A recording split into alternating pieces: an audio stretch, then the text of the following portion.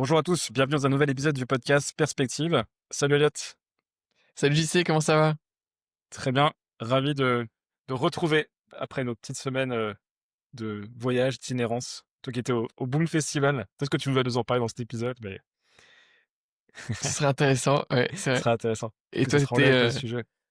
en vacances dans le sud de la France, puis maintenant à Essaouira au Maroc. Exactement. Et bah, d'une certaine manière, c'est un peu en lien avec le sujet du jour. Je t'avais proposé, on en avait parlé il y a quelques semaines, du livre d'Olivier Roland, Tout le monde n'aura pas la chance de quitter son pays, qui est donc son deuxième livre. Et ça va être le point de départ, en tout cas, de notre discussion aujourd'hui, parce que depuis, on l'a lu, toi comme moi. Alors, je sais pas si tu l'as fini actuellement, mais en tout cas, tu m'as dit que tu avais bien avancé sur ta, Si je ta l'ai lecture. fini, oui. Tu l'as fini aussi, ouais. Peut-être avant de commencer, donner un petit peu de contexte sur Olivier Roland.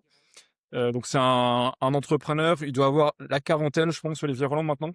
Entrepreneur français qui, de mémoire, n'a pas passé le bac, ou du moins arrêté l'école assez jeune, et qui s'est lancé dans l'entrepreneuriat et le business en ligne très tôt, au début des années 2000, et qui est connu notamment, alors je le fais en rapide, mais il a créé un business où il était un petit peu esclave de son business, où il travaillait dans son business et pas sur son business, pour reprendre le concept de The Imit, qui est un livre dont il parle souvent. C'est grâce à lui que j'ai découvert ce livre d'ailleurs.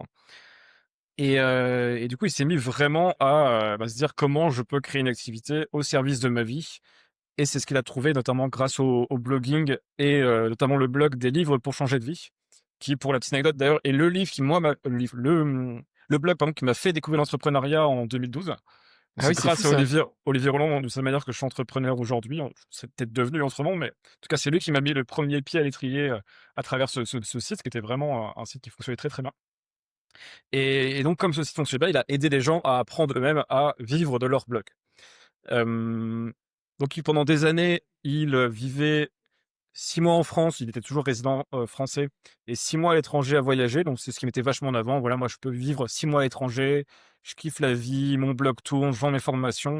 Donc, c'est vraiment, voilà, il vivait de ça, et en même temps, il aidait les gens, il aidait surtout les gens à faire la même chose. Donc, c'était un précurseur sur le marché français là-dessus. Et il lui arrivait un truc de mémoire, ça devait être vers 2017, si je ne me trompe pas, il le dit dans le livre, 2016, 2017 ou 2018. Un jour, il ouvre une lettre un matin du RSI, maintenant l'URSSAF, ça a été fusionné, qui lui réclame 95 000 euros, un petit peu out of nowhere, tu vois, ça sort un peu de Ouais. nulle part comme ça. Et il se trouve qu'il devait seulement, en réalité, il me semble, 25 ou 30 000 euros. Ce qu'il explique dans le livre, en fait, c'était une erreur qui avait été faite. Et donc, de là est née sa décision de quitter la France et d'un point de vue résidence fiscale, de passer que quelques semaines ou quelques mois par an maximum, et de penser de plus en plus à qu'est-ce qu'il appelle donc de cette manière la souveraineté individuelle, qui est un concept dont il parle dans son livre, mais qui est surtout basé sur un autre livre dont on avait déjà parlé là, qui s'appelle The Individual Sovereign, ou The Sovereign Individual, j'inverse toujours, je crois que c'est The Sovereign Individual, si je dis pas de Ouais. bêtises, de James Davidson, et d'un second auteur, qui parle de ce concept, et je finis pour l'introduction ensuite, qui est: on vit dans un monde avec une quatrième révolution, qui est la révolution de l'information, qui est due notamment, évidemment, à Internet, plus une mondialisation, une libéralisation de l'économie, euh, bah, des, comment dire, des échanges sur les gens, les marches, les biens, les capitaux. Vraiment un monde mondialisé. Internet qui permet d'aller encore plus loin là-dessus. Alors, maintenant, de nouvelles technologies. Et du coup, c'est un changement qui est fondamental pour notre façon de penser la société à tous les niveaux, et notre façon de vivre à titre individuel. Et du coup, donc, ces auteurs avaient prophétisé un petit peu l'émergence d'une nouvelle catégorie de personnes qu'ils appellent des individus souverains, qui soit peuvent vivre une vie différente de ce qu'on pouvait vivre en tant que Français, ou ce que Olivier Roland appelle un monopays. On en reviendra dans cette notion de monopays au XXe siècle, par exemple, à l'apogée des États-nations. Ou même, un individu souverain peut même renverser un État, ou mettre à mal, ou même devenir président d'un pays, comme Donald Trump, de cette manière, qui était une forme d'individu souverain, ou renverser ou mettre à mal des États, comme par exemple Oussama Ben Laden. Il donne cet exemple dans le bouquin, individu souverain, qui a fait la guerre du coup contre les États-Unis en étant tout seul. Enfin, c'était pas un pays, c'était Oussama Ben Laden. Ben Laden qui s'est dit qu'il avait beaucoup d'argent et qui a dit: Je vais aller faire chier les Américains». Donc voilà, bon, c'est une longue introduction, mais ça permet de donner du contexte et du coup, ce deuxième livre d'Olivier Roland donc vient de sortir en 2025 et donc voilà, donc nous l'avons lu. Bah, peut-être ma question, qu'est-ce qui toi t'a donné envie de le lire, Elliot? Et je pourrais répondre aussi. Pourquoi tu t'es dit quand je t'en avais parlé il y a quelques semaines, ça m'intéresse de lire ça? Bah, très belle introduction déjà. Merci pour le contexte. Hem, je pense que moi, j'ai toujours, kiffé Olivier Roland et c'est aussi lui qui m'a initié, en fait, au blogging et cetera et mon premier er vrai, tu vois, business qui m'a plu, c'était un blog sur la danse que j'avais fait en suivant ses conseils, quoi et son livre a été un des premiers que j'ai lu qui m'a permis de me après je l'ai lu après, tu vois, Sapiens, Le Signe Noir, mais ça va quand même un step supérieur dans la déconstruction de, tu sais enfin, on pourrait parler d'une évolution transpersonnelle, quoi, où tu remets en cause des croyances collectives, qu'on t'a apprises, pas que tes croyances à toi, mais un truc de croyances systémiques communément admises, hem et Tu parles donc de ouais, son ça a été premier un livre, hein? dans ce premier Excuse-moi. livre, ouais. Donc tout le Ouais, monde n'a pas eu la chance de de rater quitter ses études, rater ses études, ouais, c'est OK. ça et ouais, du bref, mais bien plus ce livre et donc ouais, il y avait de ça et après il y avait aussi le fait que moi je suis intéressé par, le fait de s'expatrier depuis pas mal de temps, surtout dans l'idée d'être digital nomade et quand j'ai vu dans son sommaire, qui touchait des sujets comme, la sécurité informatique, bah, la résilience justement, ces trucs des et plein de concepts, tu vois, de méta-principes sur les États et qu'il avait une perspective, macro et pas seulement individualiste de l'expatriation, je me disais: «OK, il y a un truc intéressant, quoi» et donc du coup je me suis dit: «Je le lis, quoi». Voilà, c'est une réponse très longue. Et Non, toi? non, c'est très bien. Pourquoi j'ai lu? Bah, alors déjà parce que c'est quelqu'un que je respecte, donc j'étais curieux de voir, ce qu'il avait à dire sur ce sujet. Hem, pour être honnête, je me suis même demandé à un moment, je le suivais de loin, que s'il était pas devenu un peu has-been à un moment, parce qu'en fait, j'ai l'impression qu'il tournait en boucle sur son truc de blog encore en 2022-2023-2024 et cetera. Il a l'air un peu dépassé et en fait, bah, c'est parce qu'il travaillait dur sur ce sujet-là et c'est voilà, après le livre est critiquable, positivement, négativement. En tout cas, il a mis beaucoup d'énergie, d'efforts et d'âme dans son livre. C'est un vrai livre, quoi. C'est pas un livre de créateur, on peut préciser aussi peut-être, heu, sans rentrer dans le détail de ça, mais c'est pas un livre de créateur qui a écrit un livre juste pour, vendre des formations. Il y aura certainement un enjeu business pour lui derrière, mais c'est un livre de 500 pages déjà. Un créateur qui veut faire des livres pour vendre des formations, il fait 220 pages avec un éditeur. Il fait pas 520 pages ou 550 pages. Personne ne fait C'est ça. clair. Donc il y a un vrai effort de recherche. Donc c'est pour ça, j'étais curieux de voir où est-ce qu'il en est, parce qu'en fait, c'est un mec qui m'a initié à l'entrepreneuriat, ça m'intéressait. Et après, le sujet m'intéresse, moi, hem, pour diverses raisons. Il y a, bah, effectivement la raison déjà, bah, moi aussi, j'ai une phase de nomadisme. Je vis moi-même en Hongrie et actuellement, bah, au moment où on enregistre, là, je suis, au Maroc, donc je suis assez mobile aussi. Donc ça m'intéresse de voir un petit peu comment lui pense, le futur du nomadisme et le futur de l'entrepreneuriat aussi, avec les possibilités qu'on peut avoir grâce à internet, mais même la blockchain et autres.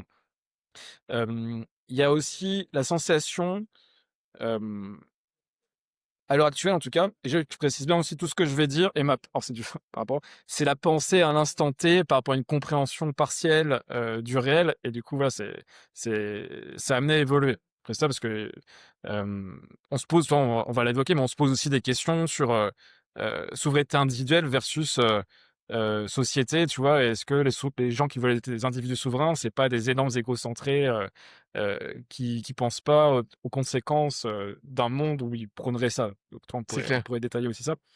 Mais en tout cas, à l'heure actuelle, mon ressenti, c'est, heu, c'est que moi, je me sentais un petit peu pas c'est oppressé, mais en tout cas, je sens que, quand je suis considéré encore résident fiscal français aujourd'hui, ce sera ma première année là, ma première vraie année où je serai résident fiscal hongrois, hem, où j'ai l'impression qu'aussi bien en termes de mes business qu'en perso, en fait, les choses vont de mal en pis, en termes, alors c'est des lieux communs maintenant, mais en termes de pression fiscale, que la France va vraiment loin et en fait, mon intuition et ma compréhension, bah, d'où en est la France et où en est, l'Europe, occidentale ou l'Europe de l'Ouest en tout cas et les États-Unis, me laisse penser que, ils vont vouloir énormément centraliser et embarquer de certaine manière, bah, les biens, les gens, les capitaux.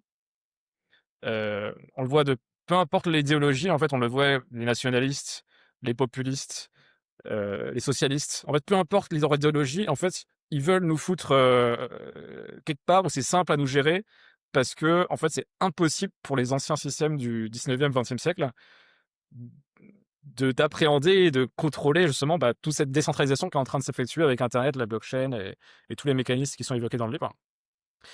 Et du coup, moi, c'est un peu un truc que je ressens, c'est un peu une tension, c'est que je me dis: «On a grandi avec une éducation», enfin, je parle pour moi en tout cas, heu, où on nous fait presque nous sentir mal d'envisager de s'expatrier, d'envisager de penser, à ne pas rendre de l'argent à l'État français, heu, hem, à notre père, l'État et cetera, tu vois? C'est clair. Et en fait, c'est un truc, tu vois, c'est la première fois vraiment depuis, je dirais 1 an là, et encore plus depuis 6 mois, où je le questionne et je me demandais même au final, je me disais que c'était quand même assez puissant. Hem, c'est un peu le truc du panier de crabe. J'ai l'impression en fait, ça faudrait que je j'écrive là-dessus. En France, j'ai l'impression qu'on a ce truc de on peut même pas le questionner parce que dès que tu parles de ces sujets-là, en fait, tu es direct mis dans une case, d'une mauvaise personne, d'un extrémiste, extrême droite, j'en sais rien, ou, enfin, tu vas être mis dans une case où tu es une mauvaise personne. Juste d'y penser déjà, même pas de le faire, déjà d'y penser, de par exemple de pas payer tes impôts en France ou de ouais, d'optimiser des choses, c'est pas d'ailleurs que fiscal, ça peut être, on va en parler, c'est la souveraineté technologique, souveraineté, spirituelle, mentale, il y a plein de souverainetés.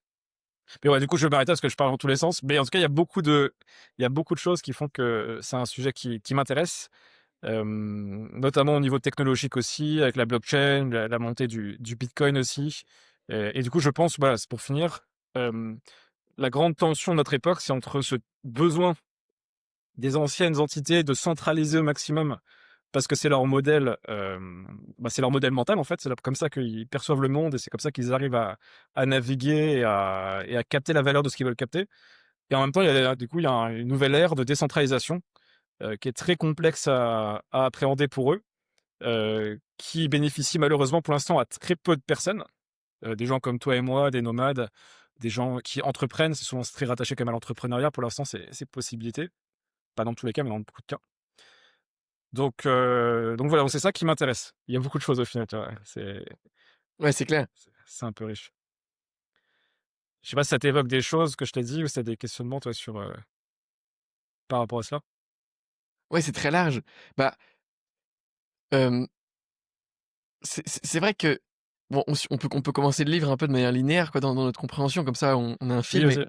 le, c'est vrai que quand tu as parlé du coup des tendances actuelles des États et de cette pression un peu qui a tendance à augmenter, en tout cas dans ton ressenti, c'est un des principes qu'Olivier Roland, il décrit dans son livre. Il commence son livre en fait en décrivant 21, je crois, principes, On s se principe, ouais. 11 principes sur, comment, bah, voilà les États dans le passé, ont plus ou moins les États-nations ont résisté à des nouvelles avancées technologiques, à des mouvements sociaux ou autres, hem et quelles sont leurs tendances actuelles et futures, du coup, qu'ils prévoient à partir de ces principes, en regardant comment ça s'est passé dans le passé. Bon, c'est à mon avis, c'est une lecture assez limitée quand même du monde, ce qu'il a fait à cet endroit-là, parce que c'est dans un niveau de conscience et justement tu sans prendre en compte justement ces niveaux d'évolution, enfin, il y a quand même un moment où quand il analyse les sociétés qu'il analyse, il se rend pas compte qu'à un moment, ces États-nations étaient dans un niveau purement ethnocentrique ou purement ceci ou purement cela et aujourd'hui on est différents, dans l'évolution, tu vois, de la noosphère et des individus. Donc ouais, bon, je pense qu'il y a de la limitation dans ces premiers chapitres, mais il commence comme ça et donc il nous dit, en gros, dans le passé, dès qu'il y a eu une nouvelle technologie, par exemple l'imprimerie, c'était impossible pour les États de les réprimer. Il y avait toujours un moment où ça allait se répandre et plus il la réprimait pendant longtemps, donc par le monopole de la violence, heu, plus ils avaient un retard ensuite. Parce que du coup, bah, en fait, la technologie continue à se développer et eux, ils l'ont pas, bah, intégrée forcément. Donc déjà, c'est un des premiers trucs, qu'il dit et lui, il dit: «Il y a des technologies comme justement la cryptographie, comme internet, qui ont fait qu'il y a eu un bouleversement pas possible, et que du coup justement les pays qui les adoptent pas, comme la Corée du Nord ou autres, sont dans un retard technologique énorme». Donc ça, je trouvais que c'était un point assez intéressant, qui effectivement, voilà, c'est un des premiers points de compréhension de ce premier truc et le second ensuite, c'est de dire donc aujourd'hui, il y a un affaiblissement du sentiment d'appartenance à, un État, à l'État-nation. Souvent, on est plus proche de notre communauté en ligne, on partage plus de valeurs, de concepts, de similarités avec les gens avec qui on côtoie en ligne ou on partage des centres d'intérêt en ligne, plutôt que les gens qui sont dans notre ville ou dans notre pays, de plus en plus. Et donc on tend à avoir un État-nation et justement des croyances collectives imbriquées dans les individus qui font que la société marche, de moins en moins forte dans un territoire local, mais de plus en plus forte dans des États-réseaux qui seraient plutôt, partagés, quoi. Et du coup, c'est voilà, on a plus de puissance à ce niveau-là. Et pour finir, du coup, il montre aussi que plus, en gros, la enfin, plus il y a de chaos, disons, plus l'État tend à vouloir, contrôler, les les citoyens, quoi, par justement de la surveillance de masse, heu, comme ils peuvent, quoi. Et ouais, renforcer le contrôle, la surveillance, et cetera, quoi. Voilà. Et donc peut-être pour finir, les prédictions du coup d'Olivier, c'est de dire que, bah, comme il y a internet qui se développe, que les individus, enfin tu vois le lien social dans la société a tendance à se déliter, en tout cas dans un État-nation, au sein d'un État-nation, mais peut-être de se renforcer d'autres manières, mais plutôt dans des États réseaux, quoi. Heu et qu'il y a de plus en plus de compétition entre les pays à tout niveau. Eh bien, en gros, l'État-nation est un peu en train de péricliter, il faut qu'il trouve une nouvelle forme. Et donc là, à court terme, il va aller vers de plus en plus, de restrictions de mouvement de la population, restrictions aussi de peut-être de taxer, tu vois, sur la nationalité ou de faire une exit tax ou de continuer à taxer 5 ans après qu'ils partent comme l'Espagne et Mmh. autres ont fait, donc restreindre la liberté de mouvement, surveiller de plus en plus la population, par, justement, l'Union européenne est en train de voter de nouvelles lois, là, c'est passé il y a quelques semaines, sur le fait que maintenant ils peuvent surveiller tous les messages chiffrés, ils veulent installer une backdoor et cetera. Mmh. Mais Bah, il y a ils eu, surveillent déjà tout, tu vois? l'arrestation de Pavel Durov, dirigeant de Telegram. Alors c'est pas forcément que pour ça, mais il y a eu à qui on a donné la nationalité française pour après finalement l'arrêter, Ouais, en c'est ça, c'est France. un excellent exemple. Mmh C'est mh. un excellent exemple aussi. Donc Qui a ouais et donc refusé de donner des backdoors d'ailleurs, enfin d'ailleurs même c'est allé très loin parce que même il avait fait un message récemment comme quoi qu'ils ont essayé un ministre français qui a essayé de soudoyer, Telegram. Il faudrait que je revoie, mais c'est sur le Telegram de Pavel Durov, c'est toujours accessible et il explique qu'il y a une dinguerie de manipulation même de l'opinion, qui a été initiée par la France, et lui, il en a rien à faire, donc il balance tout sur son Telegram. Telegram public, il a 10 millions de personnes, je crois, sur son ouais, Telegram et du coup, quand tu dis ça, en fait, tu as une grille de lecture qui est quand même enfin, ta vision du monde change forcément. Tu te rends compte en fait, évidemment, tout n'est pas blanc ou noir, toi, c'est pas les États les méchants et il y a beaucoup de nuances à apporter à ça. Mais en tout cas, il y a une réalité, dans tout ce que tu racontes là qui dans le concret, quoi. Là, on le voit et c'était il y a 3 semaines, tu vois, ce que je raconte, quoi. ouais, c'est clair. Et les lois de l'Union européenne, c'est en ce moment, quoi.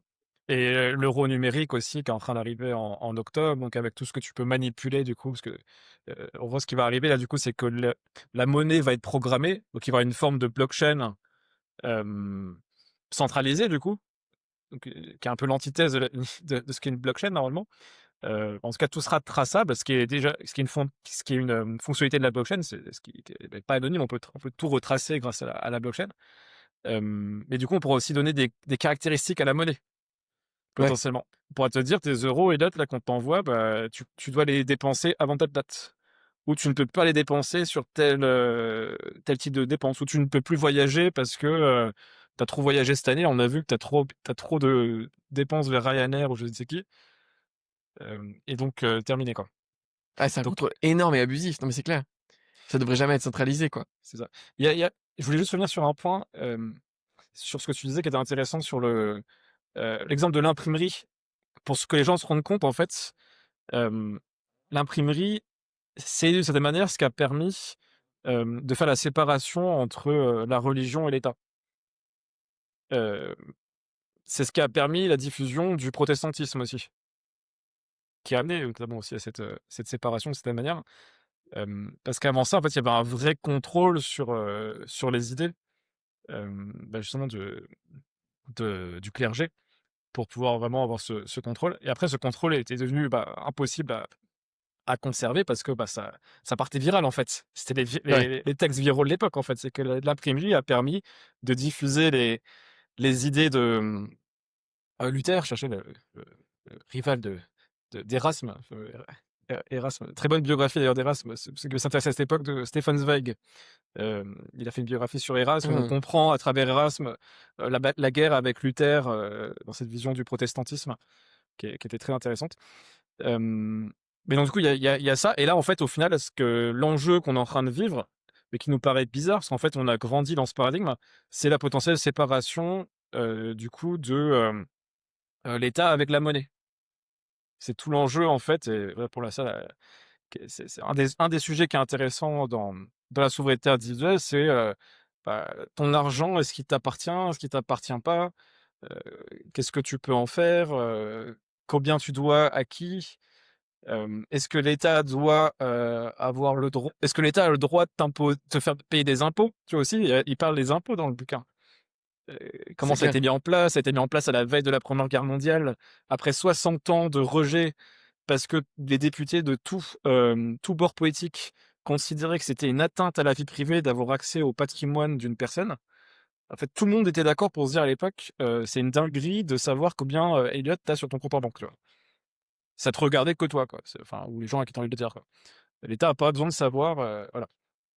Et donc ça montre c'est ce qui est intéressant, en fait, c'est pas tant est-ce qu'il faut payer des impôts ou pas, tu vois? Je pense que c'est de toute manière, c'est que c'est bien de payer des impôts aussi, dans un certain cadre. Hem, la question c'est, comment les technologies, hem, qui créent des nouveaux paradigmes, créent les nouvelles conditions pour que, bah, soit les États ou les institutions ou les entreprises puissent prendre plus du pouvoir sur toi, ou comment toi, à l'inverse, tu peux, bah, t'étendre ou te protéger par rapport à tout ça. Et dernier exemple et tu peux rebondir là-dessus, c'est ou sur autre chose, tu sais, il y a cet exemple aussi, bah, c'est un petit peu ce que tu as dit, mais entre la il parle moi ça m'a marqué le côté aussi, attaque et défense et Ouais, technologie de défense et technologie d'attaque avec l'exemple de la poudre à canon où, c'est ce qui a permis, de sortir du système féodal où avant, bah, les seigneurs, ils avaient tous leur château, ils mettaient leurs fortifications, tu vois? Et si tu le roi, bah, fallait quand même se lever tôt pour aller, prendre tous les châteaux de toute la France, tu vois? Jusqu'au jour où on invente la poudre à canon, donc on arrive, on peut dégommer la porte d'entrée du château, en gros, quoi.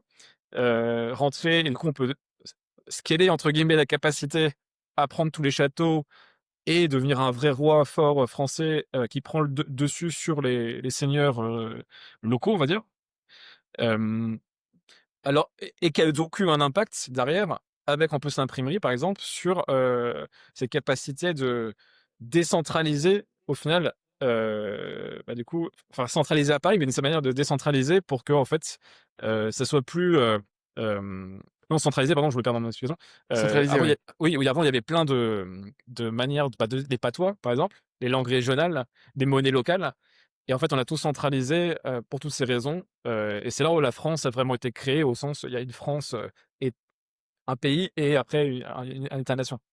Ouais, Donc c'est en clair. fait, c'est ça aussi que le livre permet. Alors il explique pas tout comme ça nécessairement, mais tu comprends en fait dans quoi tu es en fait quand tu t'intéresses à ces sujets et du coup, c'est juste et c'est aussi je pense le but de ce podcast et ce qu'on essaie de faire, c'est bah, c'est de tout questionner, en fait. C'est bah, en fait, j'ai grandi dans un pays qui s'appelle la France, mais en fait, il y a une raison pour laquelle la France est ce qu'elle est, c'est une raison pour laquelle il y a des États-nations, il y a une raison pour laquelle il y a la monnaie et moi, ce que j'invite les gens à faire, c'est de tout questionner et d'étudier l'histoire au maximum pour comprendre, vers où aussi potentiellement on va aller dans le futur. Ouais, donc bah, c'est ce qui me vient en tout cas là dans un peu tout ce qui est un peu les grands principes du livre et qu'est-ce que ça sous-tend aussi, quoi. Ouais, c'est clair. Non, c'était des super exemples, merci d'avoir ajouté ça. Mais en tout cas, ça, je trouve qu'effectivement prendre le temps de lire ça et de revenir aux principes et de voir ce qui se passait dans le passé, c c'est vraiment contribuer à son développement transpersonnel et comme tu dis, sortir la tête de l'eau quoi et se rendre compte de quelles croyances on a tellement intégrées dans nous-mêmes et dans notre, même dans le langage qu'on utilise, heu Ouais et qui nous empêchent de réflechir en dehors quoi. Ouais. Je Mais du coup, propose, ouais, je propose pour qu'on là, on allait sur un peu des concepts, ça de toute façon, c'est le but de perspective aussi, c'est de donner du concept aux gens, des insights sur lesquels ils peuvent ensuite réfléchir, travailler, et transcender tout cela. Pour autant, si on revient un peu sur, à 2 niveaux, du coup, sur nous, qu'est-ce que ça représente ce désir d'avoir une forme de souveraineté individuelle et à quel niveau on souhaite les développer? Et après on ira sur le lien aussi entre, souveraineté individuelle et société. Mmh. Société souveraine, est-ce qu'on peut qu'est-ce qui va se développer? Hem, Toi, qu'est-ce qui t'importe, en fait, à titre personnel? Tu te dis, par exemple, voilà: «J'aimerais être souverain», mais tu aimerais être souverain dans quoi? Comment le livre peut-être t'a aidé à y voir plus clair? Qu'est-ce que tu mets en place? Mmh, c'est clair. Ouais, donc il y a donc ouais, il y a plusieurs choses. Je sais pas si le mot souverain parle vraiment aux gens, en fait. Moi, je sais pas s'il me parle vraiment en réalité, tu vois? Hem, ouais, moi, ce qui m'intéresse le plus, je pense, je dirais au si on prend, tu vois, par ordre chronologique auquel je me suis intéressé, c'était ce qu'on pourrait appeler la souveraineté numérique. Donc ce qui m'intéressait, c'était de me dire: «Comment est-ce que je fais pour pouvoir utiliser les services que j'utilise sans qu'on puisse, heu, enfin, tu vois, m'espionner, sur toutes mes communications, espionner mes usages, donc savoir où je suis, avec qui je parle, qu'est-ce que je pense, qu'est-ce que je crois et qu'ensuite qu'on puisse du coup, imp tu vois, imposer un contrôle sur moi par ces informations-là, quoi». Hem Et ça, c'était quelque chose avec lequel j'étais pas d'accord, hem, parce que c'est fait de manière très insidieuse, tu vois? Il y avait un truc qu'Olivier il dit dans le truc, c'est que c'est pas vraiment un contrat social, c'est une imposition sociale, quoi.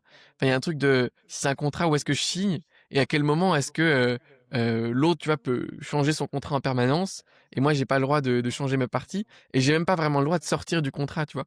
Parce que je suis physiquement sur un territoire et même si je veux sortir, comment est-ce que je trouve mon visa autre part? Comment est-ce que je me tu vois? Donc il y a voilà, donc il y avait ce côté-là de, en fait, voilà, j'ai pas envie d'avoir une intrusion à ce point-là dans ma vie et que le gouvernement puisse tout savoir, de moi. Même si, tu vois, j'ai rien à cacher, je fais rien d'illégal, c'est Oui, comme c'est un si, en fait, dans droit, le monde physique, l'État pouvait à n'importe quel moment avoir accès à toutes les conversations que j'ai avec les gens, du quotidien, quoi. Voir tout ce que je vois moi-même avec mes yeux, tu vois? Si on prend l'exemple des photos et cetera, hem et voir où je suis en permanence, quoi. Ce serait pas un truc, qu'on accepterait et là, en l'occurrence, on l'accepte et ensuite ça permet, tu vois, là, aujourd'hui, on est dans une relative démocratie, on est dans un contexte assez safe, mais ce sujet de la souveraineté numérique, ça s'applique ensuite si tu as un gouvernement, autoritaire ou avec des valeurs, ou des principes avec lesquels tu es pas d'accord qui veut se mettre en place. Il a accès à toutes les données sur tous les gens en France, tu vois? Et dans le monde et peut agir à partir de ce biais-là pour la discrimination, pour tout ça et donc voilà et donc du coup, tu vois, dans la, souveraineté ou plutôt la résilience, il y a plusieurs principes sur le internet qui sont intéressants, celui du chiffrement, celui, de la décentralisation, celui de,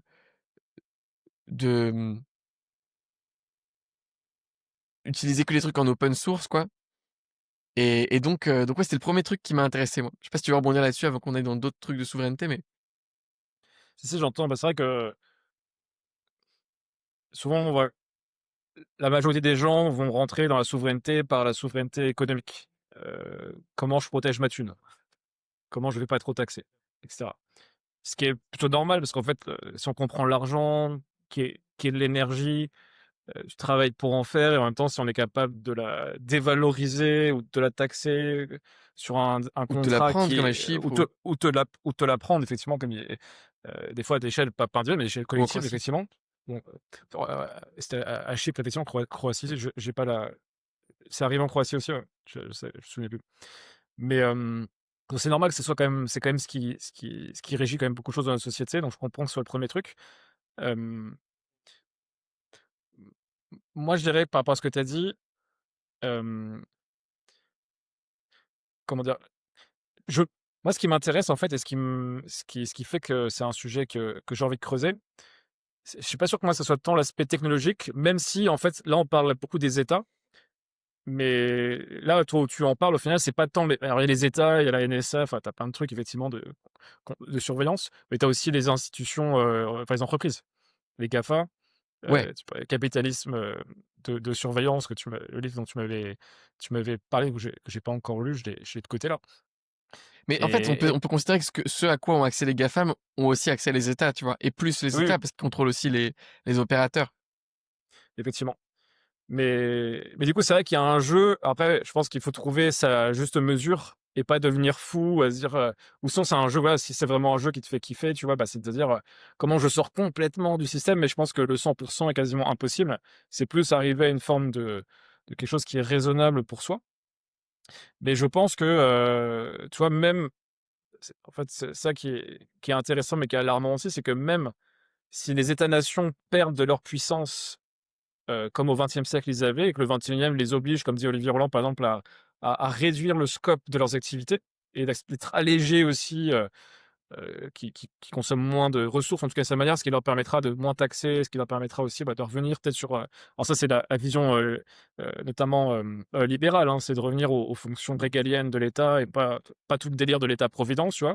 Donc supposons qu'à un moment, ça tende vers ça, ce qui est improbable en France pour l'instant, mais supposons, bah, tu auras quand même le truc de, tu auras Amazon qui a peut-être créé une ville avec ses propres ou un petit pays avec ses propres règles, qui va s'emparer d'une partie de la France et mais avec tes données, donc tu auras toujours un pro si c'est pas les États, ce sera les boîtes de toute façon.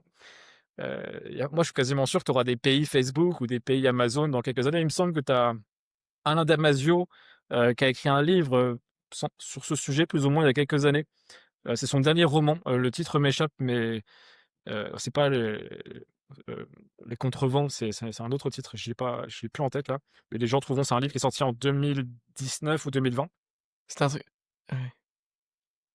Les Furtifs, voilà, Les c'est Les furtifs, Furtifs. ouais, ouais, c'est ça, OK. Ouais, ouais, je cherchais et c'est ça, hein, en gros, c'est des boîtes privées qui s'emparent de certaines, localisations, enfin, certains Ouais, je l'ai lu territoires en et fait, Les après du coup, tu furtifs, ouais. as des règles. Bah, c'est un peu ça, hein, Mémoire, il me semble, hein, C le sujet. c'est ça, ouais, ouais, ouais et tu as des ouais, en fonction de ton statut social, tu as des zones accessibles ou pas, tu payes des passes, machin. Donc donc pour moi, on tend vers ça et maintenant la question donc moi ça m'intéresse du coup pour venir à des choses concrètes, bah, ça m'intéresse parce que, bah, je valorise énormément la liberté. C'est quelque chose que je cherche depuis que que je suis ado depuis que je suis ado en gros. J'ai intuitivement compris que le système classique ne me convenait pas et que c'était un petit peu une douille d'une certaine manière et qu'en fait ça te limitait fortement dans ton développement à tous les niveaux, à mon sens. Que l'entrepreneuriat est une des voies, si ce n'est la voie qui permet justement de s'extraire au maximum de ces éléments bloquants en termes de développement, à tous les niveaux. Mais tu arrives toujours à un stade où tu te retrouves confronté quand même à des limites. Tu as beau être entrepreneur, tu as beau, et tu jamais libre comme tu pourrais être libre d'un point de vue absolu, quoi. Donc faut pas chercher, je pense, la liberté, encore une fois à 100. C'est qu'après la liberté, tu peux vite flirter effectivement avec isolement, plus d'engagement, enfin tu construis rien en fait, quoi. Tu vas être le mec qui dit qu'il veut être libre en mode, «Je vais sur une île», tu sais quoi? Va sur une île tout seul et puis reste-y quoi, tu vois? Tu seras libre d'être sur ton île, quoi. Mais tu vas pas contribuer à la société, tu vas pas aider les gens, tu vas pas avoir de relations et cetera. Donc moi ma posture c'est plus, heu, comment en ce moment je comprends ce jeu.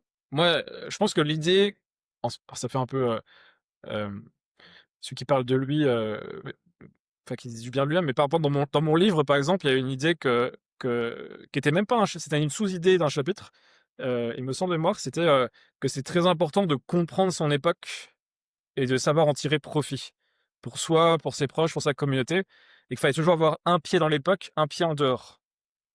C'est 2 idées du coup que je développe dans mon bouquin et en fait, je trouve ça encore plus vrai, maintenant que quand je l'ai écrit. En tout cas, je le ressens plus maintenant qu'à l'époque. Et du coup, c'est un petit peu mon truc, c'est de me dire: «Bah, là, je le vois ça un petit peu comme un jeu. OK, donc je suis un individu, j'ai ces capacités, entrepreneuriales, de réseau et autres. Il y a, des gens qui veulent, de certaine manière, j'ai l'impression, réduire ma capacité d'exercer, une forme ma liberté, disons et comment moi je me positionne dans tout ça et c'est pour ça qu'en ce moment je m'intéresse beaucoup, tu vois? Je te disais en privé l'autre jour, alors certes à ce sujet de souveraineté individuelle, de ce qu'a dit Olivier Roland, mais aussi beaucoup, au bitcoin et plus largement aux cryptomonnaies et encore plus largement à la blockchain. Parce que je suis persuadé que, une de mes intuitions et de mes compréhensions, c'est que le monde dans lequel on va, dans plein de scénarios, a besoin de la blockchain pour arriver à des modèles plus justes, plus intégraux d'ailleurs, pour revenir à Ken Wilber, de gouvernance, de redistribution. Hem, Toi, même avec l'IA, tu vois, je réfléchissais, tu vois, bah, si l'IA, par exemple, enlève tout le pilier, labeur, ça c'est David Shapiro qui en parle, un mec qui parle beaucoup de ce qu'il appelle le post-labor économique. En gros, le monde après le travail, quoi, en gros, quoi. Il y a plus de travail, au sens, labeur, genre tu plus besoin d'un caissier, tu plus besoin d'un mec dans le tertiaire qui remplit des Excel. Bah, qu'est-ce qui se passe, quoi? Et David Shapiro et au final, j'avais la même, intuition, mais lui, il l'a beaucoup plus développé parce que c'est un sujet c'est son sujet, quoi. Bah, il a la même conclusion, c'est on va avoir besoin de la blockchain. En fait, l'IA a pris la place de la blockchain dans le et du Web3 dans le narratif un petit peu technologique, mais l'IA oblige la blockchain à venir un peu comme une espèce de complément slash contre-pouvoir de l'IA. Donc moi, c'est pour ça que ça m'intéresse, parce que je me dis, bah, déjà à titre individuel, comment je me positionne, comment je me protège, comment je me développe aussi en termes d'individu, comment je protège ma famille, mes proches, ma communauté. Et en même temps, d'un point de vue, social, si on peut dire, je pense aussi qu'il y a énormément de choses intéressantes et entrepreneurialement parlant, à creuser, dans les prochaines années, prochaines décennies, sur ça. Donc c'est pour ça que moi ça m'intéresse le sujet, et au final le livre d'Olivier Roland, c'est marrant parce que je sais pas de quoi l'avenir sera fait, mais tu vois, il m'a initié à l'entrepreneuriat. Il m'a mis dans un cycle du coup de plus de 10 ans là d'entrepreneuriat, 15 ans. Puis ça se trouve que là en fait, 15 ans après, il va me remettre dans un cycle, tu vois, malgré lui, parce qu'au final après tu dépasses le truc et tu vois, je parle de blockchain, enfin je pense à des trucs que lui il dit pas dans son bouquin, enfin c'est pas son thème, tu vois, dans le livre.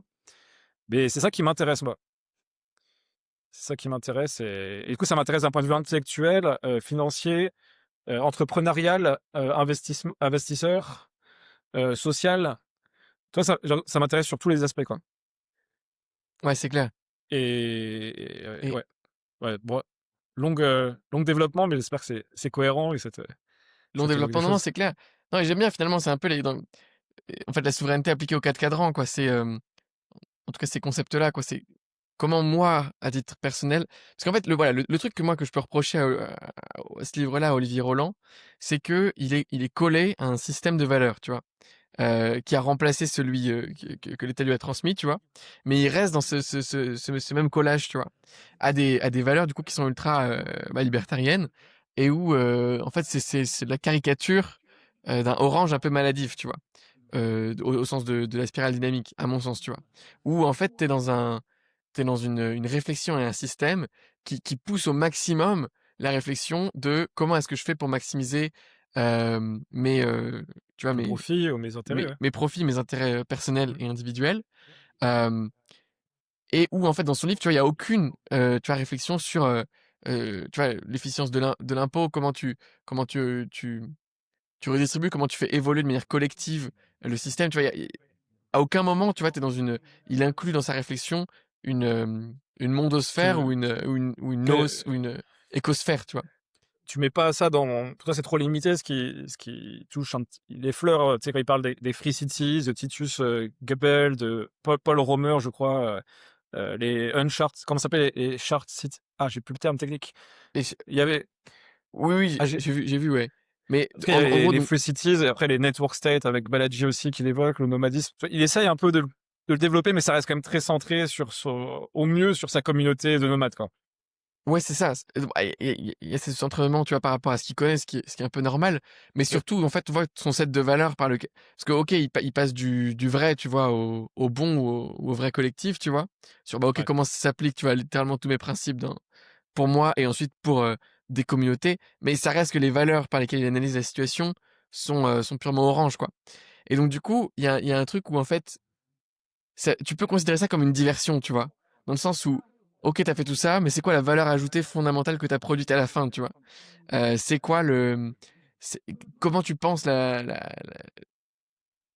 l'évolution des individus dans la société? C'est quoi le sens de la vie, tu vois, dans ça, dans ta vision du monde? Il y en a pas, tu vois? Et donc du coup, il y a ce questionnement pour moi qui était: «Beh, comment est-ce que je fais pour prendre donc cette couleur orange et tous les méta-principes de cette lecture pour les réappliquer dans un cadre de vie intégral?» où en fait, ça peut facilement devenir une diversion, tu vois?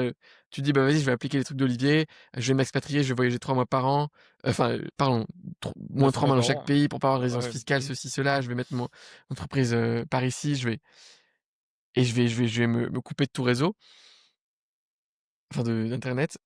Tu as ce truc-là, mais ça reste facilement une diversion, tu vois, dans une vie. C'est quoi le but de la vie? Et donc ma question c'était, voilà, comment tu réintègres ça dans le design de vie, quoi? Et qu'est-ce qui se passe quand tu vas au niveau supérieur de la spirale, sur ces questions-là, quoi? OK. Et tu as des pistes de réponse ou tu poses la question?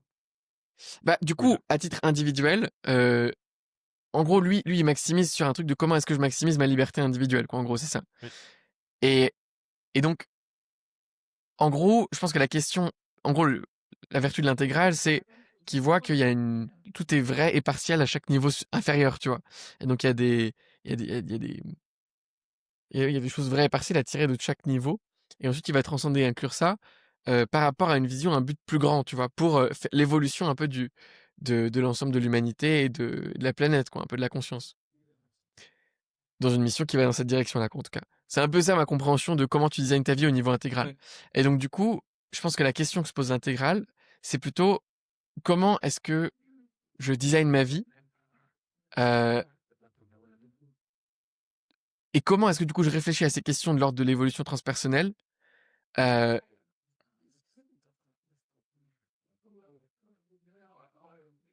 par rapport à ma sensibilité, tu vois?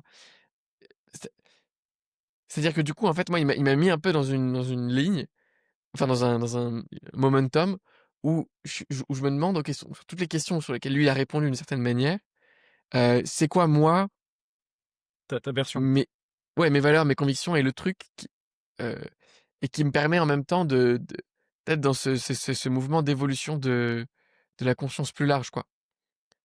Voilà, je pense que c'est un peu c'est un peu ça la question, ouais. C'est c'est intéressant parce que, moi, je me suis posé une question, tu vois, récemment là, malgré tout l'intérêt que j'ai pour les sujets que j'ai évoqués avant, hem, est-ce qu'effectivement aller à fond dans ce paradigme, dans quelle mesure ça serait une erreur? Tu vois ce que je veux dire? Il y a un côté, Ouais, comme tu as dit, ça fait une diversion, tu fais un projet, 1 an, 2 ans, 3 ans, où tu set-up toute ton infrastructure pour être entre guillemets «en situation rêvée», pour selon le paradigme d'Olivier Roland, et puis tu te retrouves en fait que, bah, en fait, ouais, bah, c'était, bon, c'est cool, tu as gagné un peu d'argent et tout, tu vois? Tu t'es un petit peu optimisé, mais est-ce que tu as pas perdu 3 ans de ta vie, tu vois? Ou pire, est-ce que tu as pas, ça pourrait plus grosse incidence peut-être? Tu as perdu une relation, tu as perdu des trucs, tu vois, dans ta vie qui fait que, ça coûte plus que juste, 2-3 ans. Ça, c'est un peu une crainte que j'ai, et après, ça me fait dire, tu vois, parce que Olivier Roland, tu vois? Lui, il écrit d'où il est. Il est ouais, dans un si encore une fois, c'est parce que là, on part du principe que, on a un des métamodèles ultimes de compréhension, enfin, une des cartes intéressantes en tout cas, ou des meilleures cartes pour pouvoir comprendre le réel avec les modèles de Ken Wilber. Donc toi, tu considères, OK, il est à ce niveau, il écrit cela avec ce prisme-là parce que voilà, il est comme ça. Donc en fait, on juge pas tant Olivier Roland, c'est juste qu'en fait, lui, il écrit ce qu'il écrit à partir de où il en est dans sa construction. Et toi, par contre, ce que tu dis, et je dis ça parce qu'en fait, moi, j'ai pas de réponse définitive là-dessus, et c'est des questionnements que je peux avoir aujourd'hui. Euh, Tu te dis que oui, c'est ça, c'est comment je l'applique à moi, en partant du principe que toi, tu vas peut-être impliquer plus de choses et tu vas pas être capable juste de copier-coller sa méthode sans réfléchir, quoi. Alors que tu as des gars qui vont, c'est juste pour comprendre, hein, et pour que les gens aussi qui nous écoutent comprennent. Parce que tu vois, par exemple, on le voit dans le business aussi. Mais alors, de quoi ça a beaucoup parlé parce que forcément, on a une audience aussi, voilà, qui sont intéressés par Ken Wilber, intéressés par la spiritualité, ou ouverts d'esprit, etc. Très introspectif aussi, donc forcément, ils se posent beaucoup de questions. Tu vois, moi, je vois par exemple, tu vois, si tu prends ce sujet ou des sujets même moins avancés, comme, je sais pas, même le business, tu vois, ou la crypto, en trading, ou le dropshipping, ou que sais-je. Ah, tu vois, genre, Gourou dit ça, copie-colle. Enfin, là, tout le monde, le but, c'est que les gens, ils sont un peu moins avancés, ils copie-collent, tu vois? Et je sais pas, j'ai pas de conclusion à ça, mais je me dis, du coup, nous, on se prend la tête. En gros, c'est un peu ça, j'ai l'impression, de notre discussion, quoi. On se prend la tête de comment on applique ce modèle sans retomber dans des travers, on considère en tout cas des travers, plus bas dans la spirale dynamique, quoi. C'est ça, ouais. Un orange régressif rouge presque. Ouais. Hem, Et en même temps, tu vois? Et du coup, par exemple, lui, heu, il se protège, il dans son paradigme, il se sent bien, j'espère pour lui en tout cas.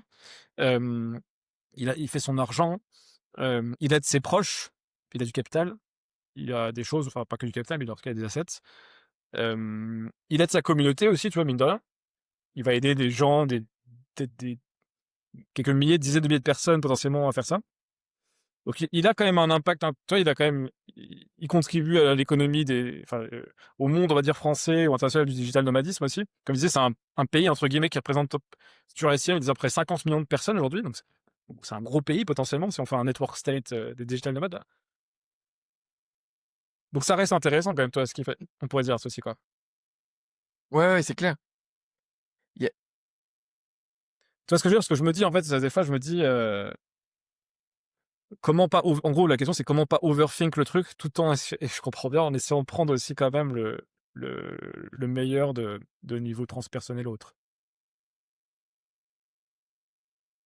en fait, c'est juste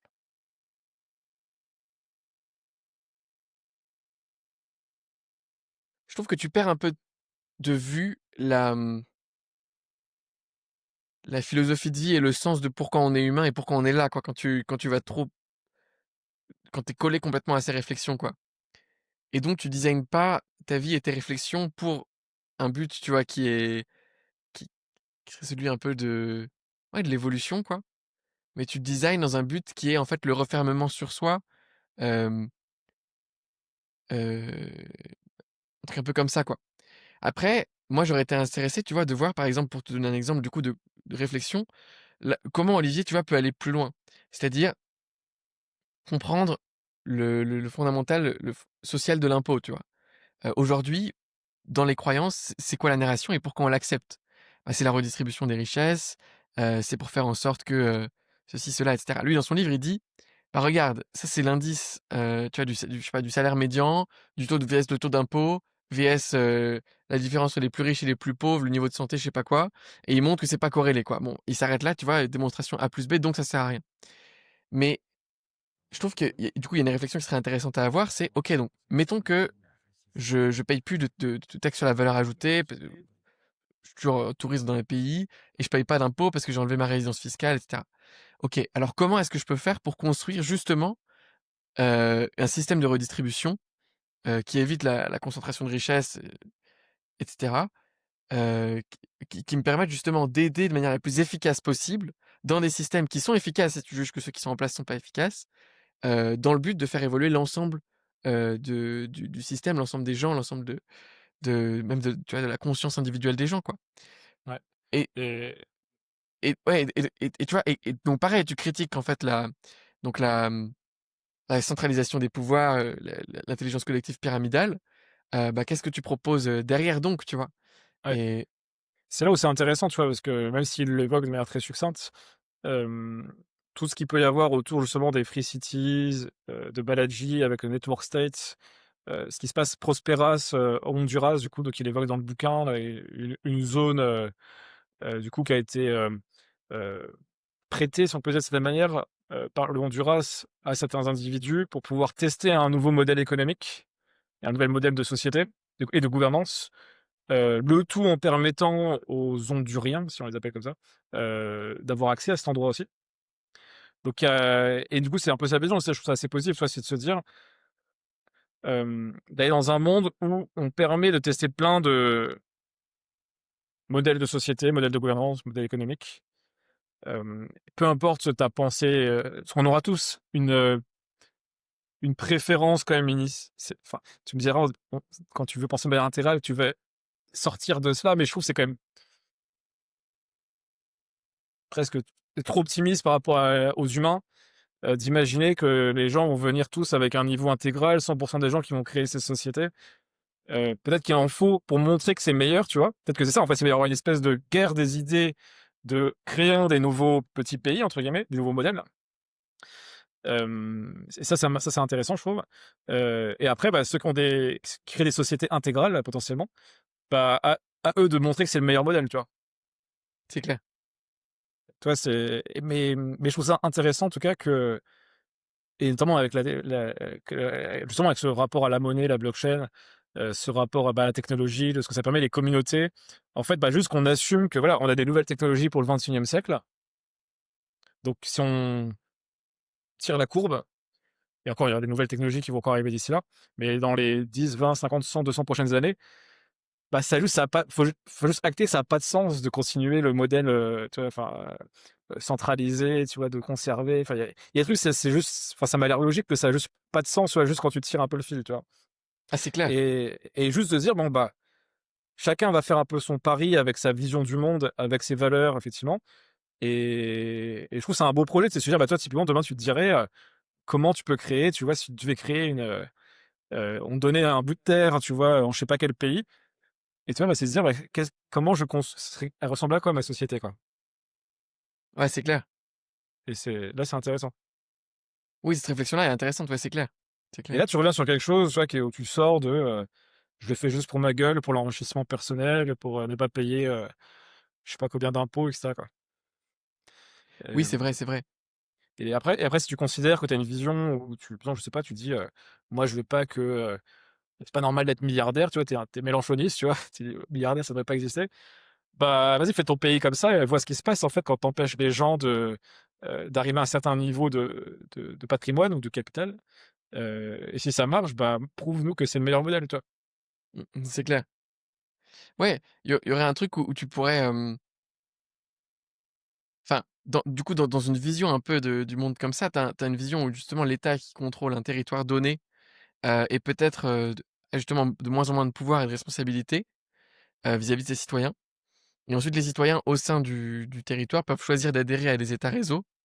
Donc tu signes un contrat qui est donc, probablement sur une blockchain où du coup tout a été, bah, tous les éléments qui sont définis dans le contrat sont aussi programmés dans la blockchain pour être sûr que justement c'est fait et c'est décentralisé. Ça tu pas un organisme de contrôle qui a le monopole de la violence qui va venir chez toi si tu respectes pas une règle et qui, du coup, qui entrave ta vie privée parce que tu respectes pas. Non, c'est juste, codé dans le système. Si tu utilises ce système et c'est ta réseau, alors il va se comporter de telle manière et c'est vérifiable, par des milliers de personnes qui font le même calcul au même moment et qui l'enregistrent dans des chaînes ou dans d'autres technologies qui surpassent la blockchain parce qu'il a plein d'inconvénients et donc ensuite peut-être que du coup tu as, ta monnaie, tu as, peut-être ton visa, peut-être ta ta, ta sécurité sociale, ton service de santé, peut-être que tout ça en fait c'est des choses qui sont négociées à l'échelle des États réseau quoi, ou en tout cas il y a certaines des choses auxquelles on adhère qui sont délocalisées. Peut-être c'est une des visions du monde qui pourrait émerger quoi. Complètement. Alors on a fait un peu le tour, j'ai l'impression en tout cas sur l'aspect plus, bah, comment dépasser cela. Hem, Ouais, Est-ce que tu avais un autre point, toi, que tu aimerais qu'on creuse? Comment tu vois la suite? Du coup, tu me disais que tu étais en mode, «Je configure mon ordi là pour, retrouver ma souveraineté technologique». Ou ça t'a quand même mis dans ce mood? ouais, j'ai envie d'aller au bout de ce truc-là pour surtout faire un démonstrateur et voilà, montrer comment c'est possible ou pas, à quel point c'est simple et surtout, reprendre les principes fondamentaux quoi. Heu, mais ouais, donc ça, c'est clairement un truc que j'ai envie de faire et de manière assez extrémiste, je pense. Ouais, Donc changer de ouais, téléphone, ordinateur, uniquement de l'open source, tout chiffré, heu et ensuite, utiliser, voilà, des VPN, des choses comme ça et après choisir des services qui te traquent pas, qui revendent pas tes données, heu mais du coup, ça implique une très grande connaissance technique quand même, et ça implique, ouais, ça implique un grand temps, une grande implication, quoi, pour reprendre ouais, sa souveraineté et avoir un niveau de service équivalent. Donc ouais, c'est ça que je suis en train de faire, en ce moment et sur la partie monnaie, il y a un vrai truc moi sur, enfin ouais, sur comment ouais, tu peux posséder une monnaie qui peut pas être saisie par l'État, qui peut pas être, hem, surveillée, traquée, hem, parce que ouais, c'est dont la un ouais. Et là, pour le coup, tu vois, c'est un vrai sujet parce que là, la monnaie numérique, l'euro numérique, si je dis pas de bêtises, là, il parlait d'octobre pour les premières mises en place, octobre 2025 et en tout cas pour sûr en 2026. Quelque chose qui devait être mis en place, il me semble, en 2027 ou 2028 à la base, quand ils en avaient parlé il y a quelques années. Donc c'est quand même rare, ils ont avancé quelque chose, tu vois? Ils ont Ouais, c'est pas en clair. retard, ils l'ont fait plus vite que prévu. Et hem et tu vois, alors c'est encore une fois, je pense et puis chacun sera libre de juger, tu vois, ce qu'on peut dire ou chacun tu vois, je vois par exemple quand c'est des sujets qui forcément, hem, sont très controversés en France ou du moins tendent un peu les gens. Tu vois, j'ai vu, par exemple, il y a un petit documentaire 30 minutes sur Arte sur une micronation, Liberland, je crois, je sais plus comment elle s'appelle, il y a quelques années et j'ai vu les commentaires et bah, Arte, c'est quand même assez orienté idéologiquement. Il se fait dégommer le documentaire, tu vois? Ah ouais. Donc oui, quand tu es sur des sujets comme ça, forcément enfin, en France, en tout cas, culturellement, on a du mal avec ne serait-ce que l'idée de questionner, le fait de sortir d'un système pour, potentiellement optimiser, bah, son patrimoine, par exemple, tu vois? Je le dis clairement.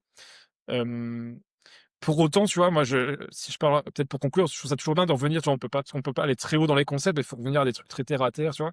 Moi, il y a quelques semaines, là, bah, c'est pas la première fois que ça m'arrive, on m'a repris, une certaine somme sur mon compte en banque personnel. Je sais pas d'où ça sort. Je suis allé voir mon comptable. On est un mois plus tard ou un mois et demi plus tard, on sait toujours pas d'où ça vient.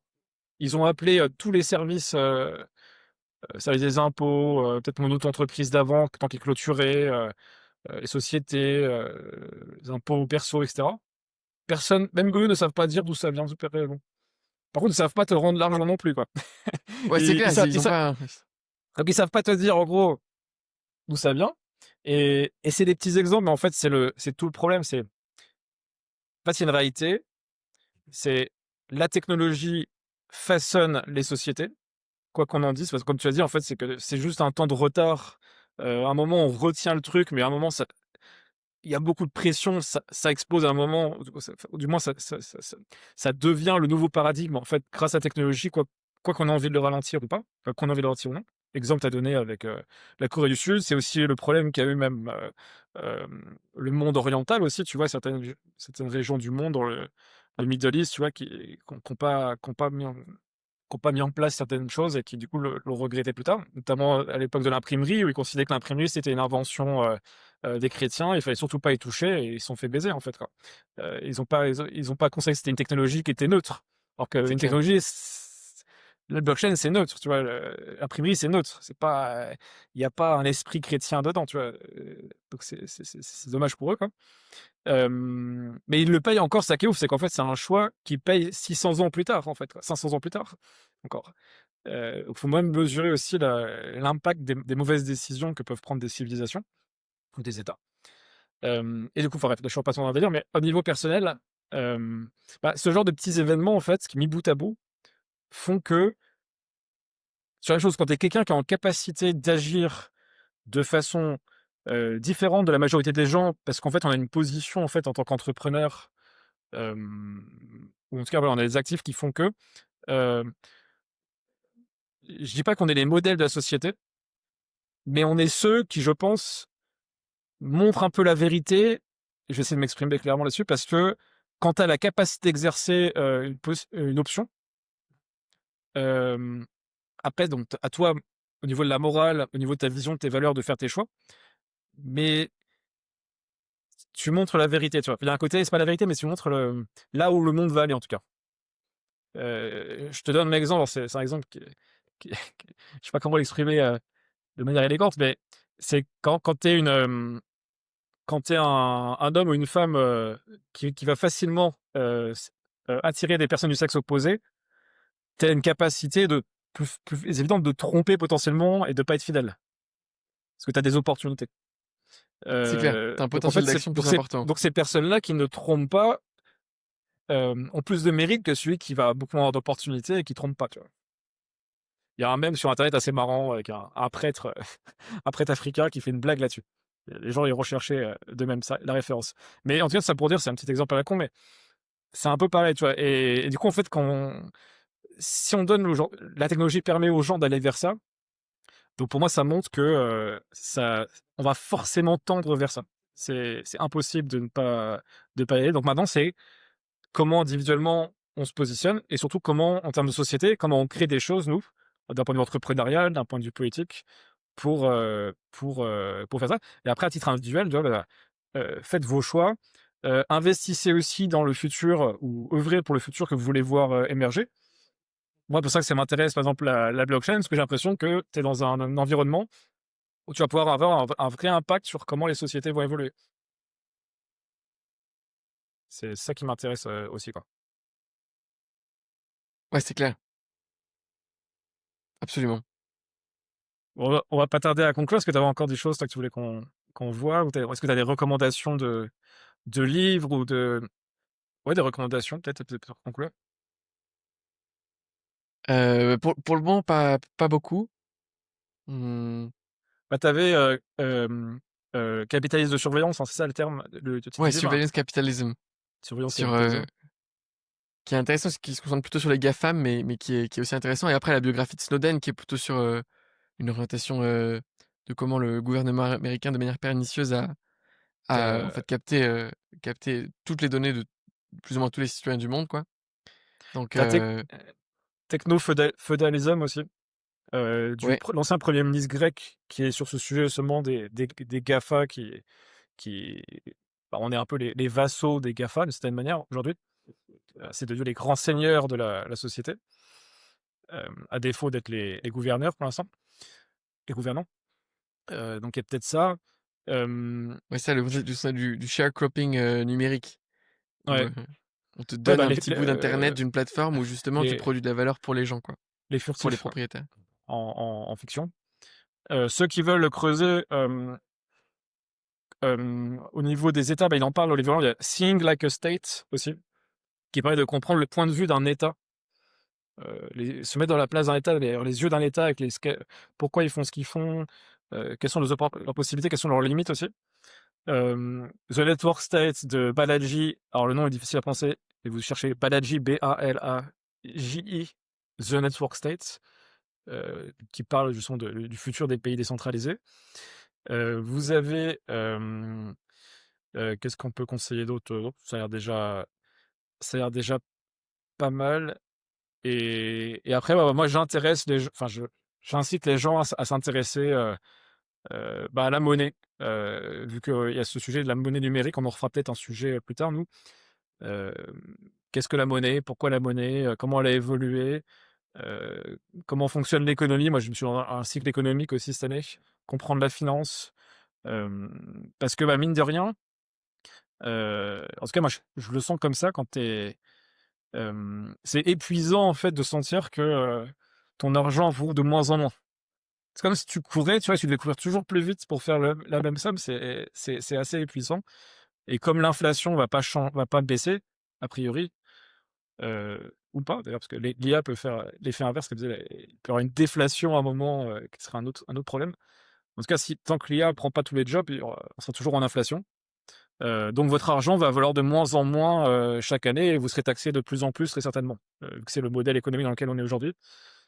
Donc il faut se poser la question quoi, comment vous vous positionnez là-dedans? Qu'est-ce que vous acceptez? Qu'est-ce que vous refusez?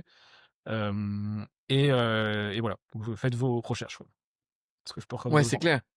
Non, c'est clair, c'est vraiment le moi, du coup, ça m'a remis dans un truc où, en fait, j'ai envie de designer tous les domaines de ma vie, quoi et tous les choses dans lesquelles j'ai délégué à des croyances collectives partagées des trucs, en fait, comment j'ai envie de, bah, reprendre cette souveraineté. Ça veut pas dire, devenir, complètement, indépendant, mais ça veut dire, reprendre son choix, quoi, en tout cas. C'est ça. Ouais et du coup, ouais et en voyant quand même, Olivier a un point, le fait qu'aujourd'hui il y a un marché des juridictions, qu'aujourd'hui on a une liberté géographique comme jamais auparavant, que tout le monde va accueillir tous les entrepreneurs digitaux, tous les pays, enfin, faut aller n'importe où dans le monde aujourd'hui quasiment. Donc En c'est en intéressant de tant que, choisir, je le vois moi, dans mon contexte personnel, mais en tant qu'Européen, en tant que bah, Français, a fortiori, on peut aller partout dans le monde. C'est pas vrai oui, pour tout oui, le monde, c'est dans hein. c'est oui, alors ouais, ouais, ouais, absolument, mais a après il y a aussi toujours des exemples de si tu veux aller quelque part, même si tu es pas dans les grilles de visa, tu vois, tu peux toujours, trouver des choses sur place, quoi. Enfin Tu un Tu truc peux te de démerder, tu as aussi tu peux aussi payer pour avoir des passeports aussi dans sur certains pays. Mais ouais, oui, tu as voilà. raison et Tu as peut-être pas accès effectivement, à tout, mais même si tu viens d'un pays, ouais, non européen, que tu as un passeport moins bon, tu as quand même toutes les options pour, acheter un ouais, soit acheter un passeport, soit, trouver une solution sur place, trouver un emploi à mi-temps, enfin, il y a plein de solutions quand même. c'est vrai. Et puis choisir le pays d'à côté, tu vois? Et faire du tourisme là-bas, enfin, tu as plein de Mais ouais, mais c'est vrai que après il en parle dans le livre, après on conclura, mais c'est le paradoxe que soulève Olivier Roland, c'est qu'en fait, on n'est jamais moins bien traité que dans son pays d'origine, ouais. selon lui Lui dit: «Si et en vous devez fait, retenir une chose du livre, c'est quitter votre pays». c'est «voter avec vos pieds», il dit, c'est son expression. Ne Ouais, votez pas dans les urnes, votez, cassez-vous, quoi. Effectivement, hem, je pense qu'il faut être moins effectivement extrême que ça. C'est une option pour certains. C'est une tendance qui va continuer pour sûr à se enfin, à croître, je pense. Ne serait-ce que du fait que, tu auras de moins en moins de salariés, donc de plus en plus d'indépendants, donc de plus en plus de gens, bah, forcément tu es indépendant, tu gères ton cash toi-même, tu gères, beaucoup plus de choses d'un point de bah, personnellement, donc tu te poses plus de questions en fait. D'un coup, tu es plus, sous la tutelle d'un employeur, il y a des sujets que tu imaginais même pas que tu pouvais y penser ou que tu allais avoir un pouvoir d'agir dessus, puis d'un coup, bah, tu es responsable, donc tu te poses des questions et du coup, quand tu commences à poser des questions, bah, tu vois que c'est pas si évident que ce que tu croyais, quoi. ouais, c'est clair. Donc ça va être, donc pour lui, c'est un bon marché, hein. Il va avoir s'il fait un business Bah, autour de lui, tu ça, vu, il a dit qu'il arrêtait complètement, le blog là et qu'il allait faire, un business sur, s'expatrier quoi, enfin devenir digital nomade. ouais. Bon, bah, écoute, hyper intéressant en tout cas. Merci Elliot. J'espère que c'était, compréhensible. On est parti dans tous les sens, mais je pense que c'est le but du podcast aussi. C'est qu'on Ouais, moi, c'est ce merci que JC. Ouais, puis c'est le premier podcast, je pense, d'une série sur ce sujet. On n'a pas forcément développé, les idées autant que les autres podcasts qu'on a pu faire, donc individuellement, quoi. Donc c'est cool de si on fait un podcast dans 1 an, 2 ans, de voir un peu l'évolution de notre pensée et de voir, autour de ces pistes de départ, qu'est-ce qui se passe, quoi. complètement. Super. Trop Merci cool. Elliot. Merci JC. Merci tout le monde. Ciao.